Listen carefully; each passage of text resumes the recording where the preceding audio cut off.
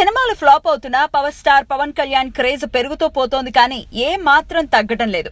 ప్రస్తుతం త్రివిక్రమ్ శ్రీనివాస్ దర్శకత్వంలో ఒక కుటుంబ కథ చిత్రం చేస్తున్న పవన్ కళ్యాణ్ తన తదుపరి చిత్రం మైత్రి మూవీ మేకర్స్ బ్యానర్ లో చేస్తున్నాడని ప్రచారం జరుగుతోంది.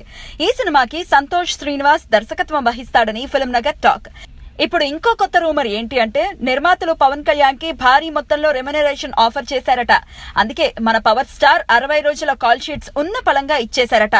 త్రివిక్రమ్ శ్రీనివాస్ సినిమా అయిపోగానే వాస్తవానికి పవన్ కళ్యాణ్ తమిళ దర్శకుడు నీసన్తో వేదాళం రీమేక్ చేయాల్సి ఉంది.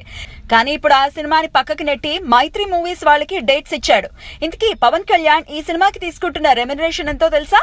40 కోట్లు, అంటే రోజుకి 66 లక్షల పైమాటే అన్నమాట.